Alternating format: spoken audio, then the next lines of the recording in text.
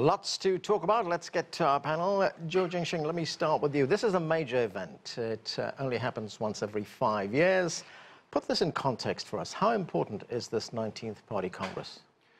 The 19th Party is very important. And I've got a lot of questions from my American friends working in the state and also the White House, talking about the significance of this important Party Congress.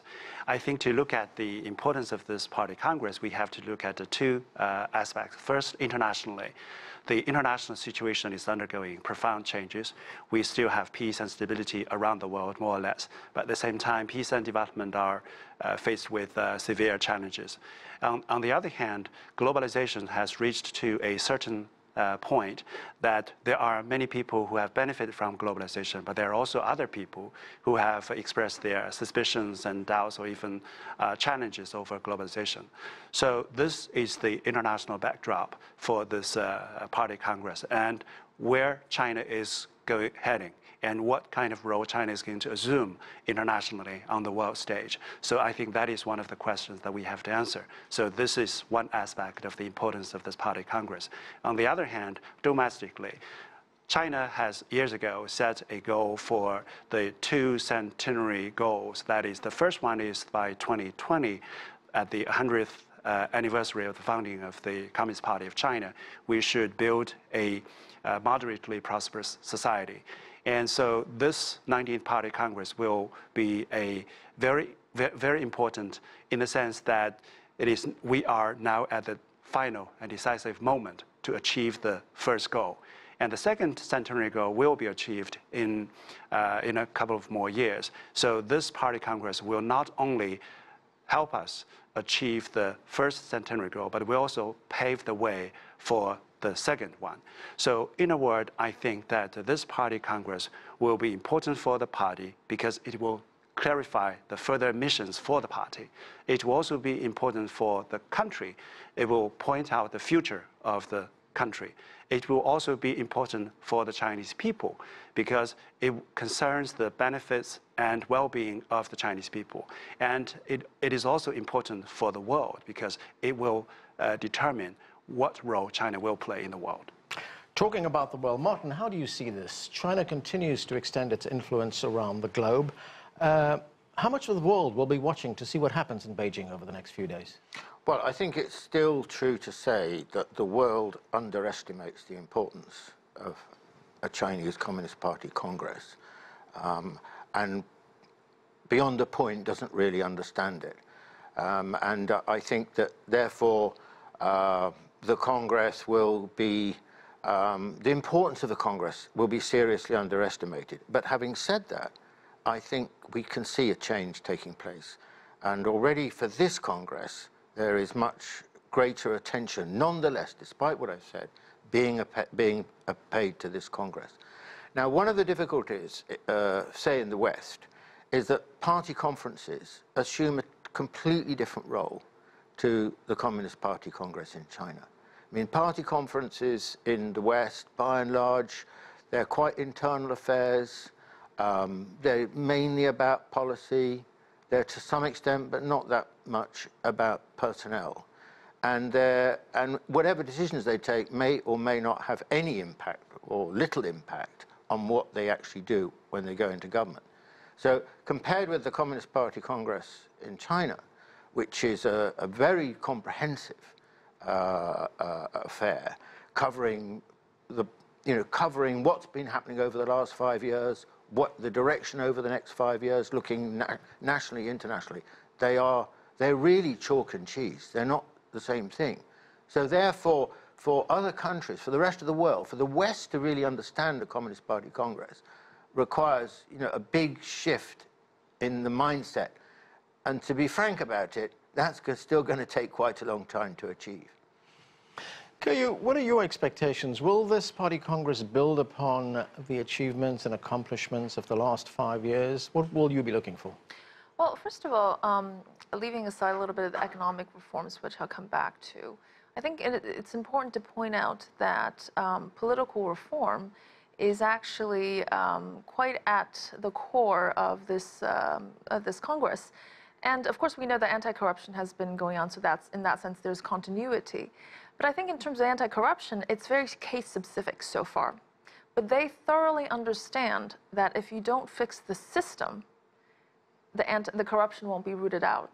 So I think there will be more emphasis on governance, the political governance, improving the governing system so that some of these roots could be weeded out. So I think one example is when you have a system in which all decisions from small to big have to be approved based on this approval-based system, that fosters rent-seeking behavior and abuse of power. And I think they recognize this problem. So kind of curtailing the approval-based system and also just improving, bring in more checks and balances.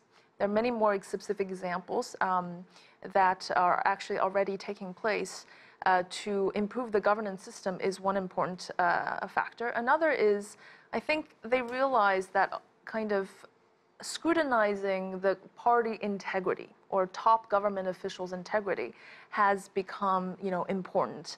And so I think they're going to focus a lot on monitoring behavior.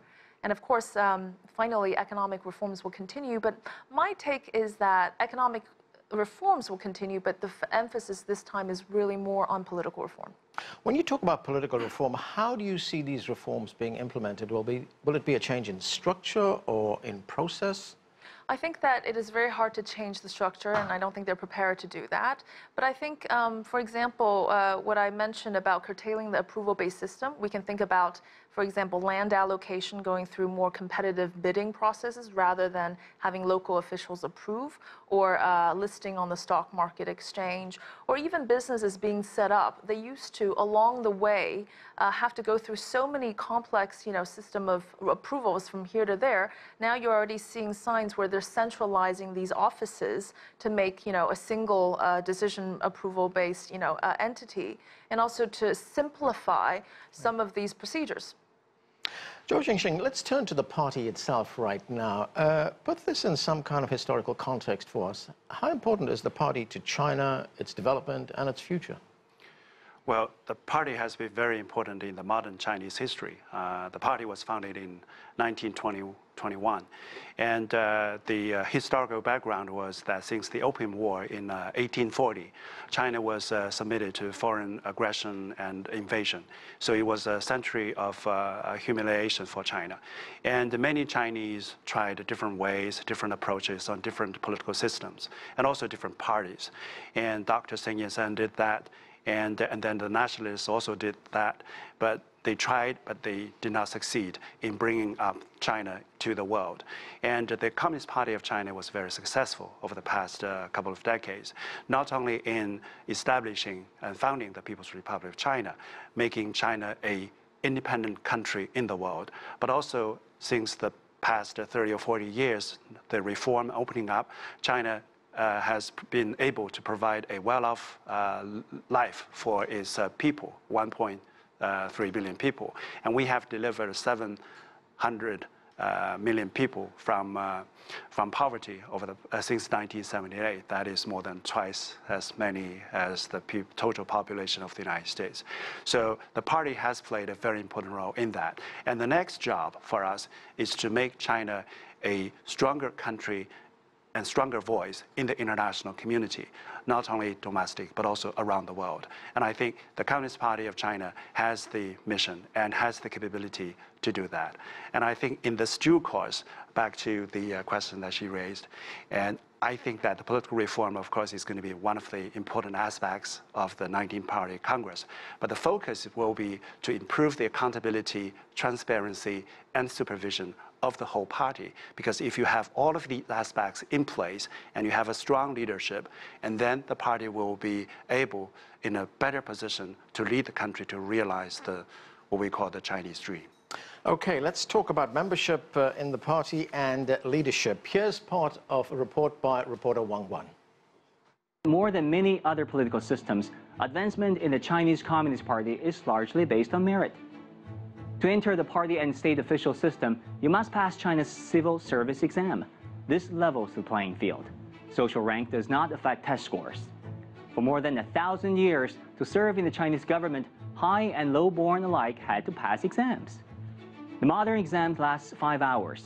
It includes advanced mathematics, logic, verbal skill, and world knowledge. If you pass, promotion then is based on a 10-tier ranking system. On average, it takes 20 to 30 years for an entry-level Ke or Fu Ke civil servant to become a Guo or Fu Guo party or state leader.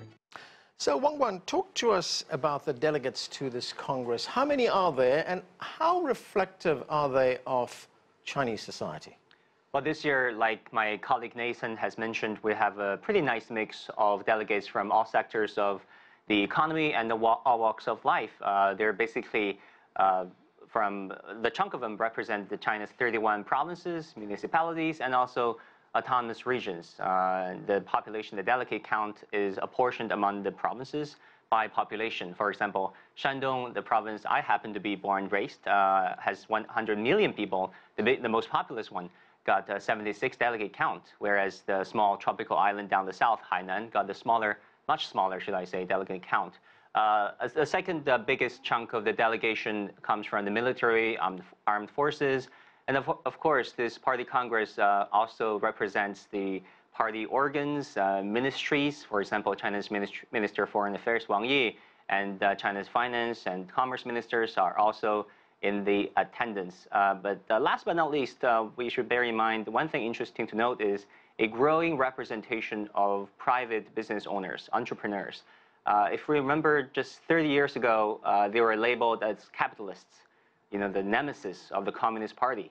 But 20 years ago, they were, you know, the party opened up ranks to them, and now they have been warmly welcomed with open arms. The party Congress representation went from 7 to 34. This year, the number is expected to rise again. So we do see those inclusive representation of small business owners. After all, 60% of the GDP and 80% of jobs come from the private sector of China. We can also look at it in other ways, of course. More women representation, 1/4 of them this year. More grassroots representation, 1/3. And also better educated delegates. 85% of them this year has a college degree or above. So we're looking at quite a diverse group there. Zhou Jingxin, when we look at the different levels of participation, extending from, you know, the provincial levels all the way to the Politburo, how important are things like qualities of leadership and experience? Well, this is super important for the party, and also because it concerns with the mission of the party and also the future of the country. And we put a lot of emphasis on the experiences and our training for those people who will become leaders of China. And you know, in America, you have the revolving door, putting people in the government and then the think tank and then back to the government. But in China, all of the Chinese leadership, most of them actually come from the lower ranks officials. And for example, our president spent 7 years in a rural area in Shanxi province. And then he became a university student for 4 years in Tsinghua University. And then a couple more years as a party secretary at different levels. And then he rose to the central leadership and became the leader of China. So he has experienced all of those different posts. And so are many other leaders at different levels. So they have had the experiences and lessons throughout their jobs handling different complicated issues. And this is very important quality for the Chinese leadership. And I think that and this will be further recognized at the 19th Party Congress. Martin, there are so many myths about China and the Chinese political system in the West. How does one correct these misunderstandings? How do you address them? Well, I think that the problem is that they are so different, and the histories have been so different, that this is not the work of a moment, but it's the work of a long period, actually. I mean, the whole theory of governance is so profoundly different from what you've just described. You know, no Western government is constituted with anything like that kind of experience that the Chinese leadership across the board has. For example, my own country, you can have someone who's got no experience of running anything, more or less, and the same is true of an American president. So this is a profoundly different way of looking at governance. Now, until quite recently, I think it was a no-brainer in the West. You know, the Chinese political system had nothing to commend it. It was essentially illegitimate, I think, in the Western eyes. But there's been a shift. There has definitely been a shift. I don't want to exaggerate it, but there's definitely been a shift. And the nature of that shift is that because of China's profound transformation, there's a kind of respect now, still a grudging respect, but nonetheless the beginnings of a respect. And I think that will continue. And I think that that will then lead to some kind of willingness to think, well, let's just say, even a learning process, that maybe the Chinese system has something to offer the West. I don't think the Western system will become like the Chinese system, but I think that it will increasingly think that China has something to offer in the area of governance, and that would, let's face it, be a very big change. Keyu, when we look at economic progress within this system, there is an emphasis on long-term economic planning, on future prosperity. Why does this system work so well for China? Well, it works well in certain respects, because when you're talking about long-term investments like infrastructure, or thinking about long-term strategies and implementing them effectively and efficiently, at least the Chinese system, which is centralized and efficient, has and also with a longer horizon than short-term kind of election-based time frames, they have a lot more to work with. So in that sense, it is good when it's used well. But I still have to caution the fact that industrial policies, which are very useful in the beginning, could turn from good to bad when focused on certain strategic sectors, but really upholding these or promoting these sectors through a bunch of distortionary policies could also be detrimental. Now, this is not only the challenge that faces China, but many countries that have developed in the past, especially Asian countries, have gone through the same kind of challenges. So all I want to say is that, yes, it is essential for long-term planning, for coordinating and jump-starting economic development, because you do need a centralized force that can push these things effectively. And in fact, China is not the only case in history. Even during the Napoleonic eras and back in history, we've seen how strong governments can be effective. Now, the question is, when do you pull them out? And I think some of today's macro problems in China have very much to do with these industrial policies that were planted in the first place. Jingxin, did you want to say something? Well, I think that China has what we call the democratic centralism. There has been some kind of a simplistic perception about democracy or the rule of law around the world, and people just equate democracy with multi-party election, multi-candidate election, and while at the same time they forget that accountability, transparency, efficiency, all of these aspects are very, very important components of democracy. So when you talk about democracy, when you talk about the political reform, you should not only talk about election, but also about accountability, transparency, efficiency, and all of those stuff. And I think it's a kind of a balanced approach. And I think China, over the past several decades, has found its way moving forward. And this system has proved to be effective, has proved to be effective and efficient. And because at the end of the day, the ultimate goal for us is to bring about better life to the Chinese people. Can I just add one other point in relation to this? I mean, I agree very much with your point that democracy isn't just about selecting a good government, it's about selecting a government that can deliver. And this is, I think, been such a strong case for China, and relatively speaking, such a weak case for the West. Now, the other point I would want to add here is that there is a growing crisis of governance in the West, and this isn't going to go away. In fact, I suspect we're now into a sort of quite a long, prolonged systemic period of the crisis of governance in the West, resulting from stagnation, inequality, fragmentation, polarization, all these factors now.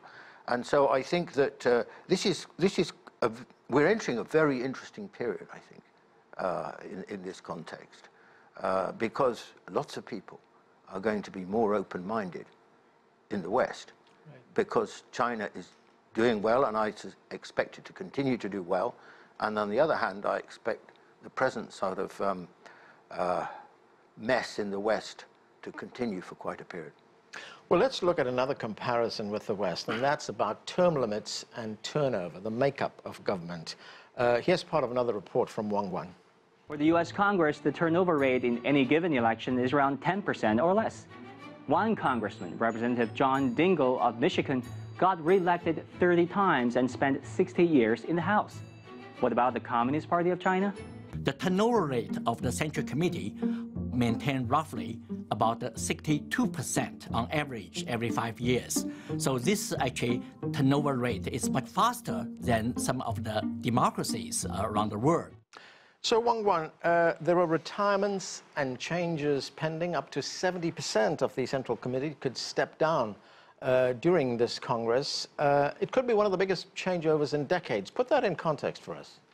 Well, I think many Western pundits and commentators fail to fully appreciate, including Francis Fukuyama in his famous book, The End of History, which argues Western liberal democracy is, quote-unquote, the final form of human government, is the fact that there are adaptability of the Chinese Communist Party system.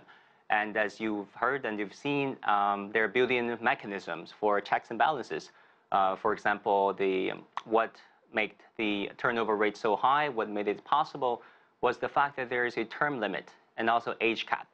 For example, if you're a Politburo Standing Committee member, chances are you're not supposed to be over 68, or at least that had been the case. Or if you're a provincial leader, provincial party secretary or minister, chances are you're no older than 68. Or if you're a provincial deputy, no older than 65. That is going together with a term limit of 2 terms, like we have seen in the video. Also, lots of other built-in mechanisms of checks and balances, I would say. For example, there is election in the Central Committee and local Central Committees. The elimination rate actually is between 10 to 15%. And there are many nuances. For example, there is this rule called rule of avoidance. That means if you're a provincial leader or party secretary, you're not supposed to come from the origin, the place where you were born. For example, among 31 of China's provincial party secretaries and governors, only 2 of them are from the province that they were born. So lots of issues like this that is underestimated and underappreciated, I would say, by the West. Zhou Jingxin, let's talk about the top job in China. President Xi Jinping, of course, he's not just the president of China, he's the general secretary of the Central Committee of the Communist Party. How does his philosophy and leadership affect this particular Congress, and how would Congress be responding to it? Well, since the 18th Party Congress, General Secretary Xi Jinping has put forward a lot of new thinkings, new ideas, and new strategies for improving the governance and developing the country. And I think 2 of them are very important in particular. One is the 4 comprehensives. That is comprehensively build a moderately prosperous society, and then comprehensively reform the whole country, and then comprehensively improve the rule of law, and then comprehensively to exercise a more stricter discipline within the party, that is party building. And the other very important strategy is what we call the 5-in-1 strategy. That is the integrate economic, political, cultural, social, and ecological development into one single integrated strategy. So all of these are reflected not only by the important speeches that he made, our president made, but also reflected within the important documents of the party. So it is a reflection of the will of the party and also the will of aspirations of the whole of the Chinese people. And I think at the 19th Party Congress, I expect that all of these will be enshrined in the decision of the 19th Party Congress. And these, again, will continue to clarify the mission of the party and point out the future of the state and bring more benefits to the Chinese people. Okay, we are going to take a short break right now. When we come back, we will look at what China has achieved since the last Communist Party Congress, and we will look ahead. What are some of the major issues on the agenda at this 19th Party Congress? You're watching a CGTN special program, Moving China Forward. Stay with us.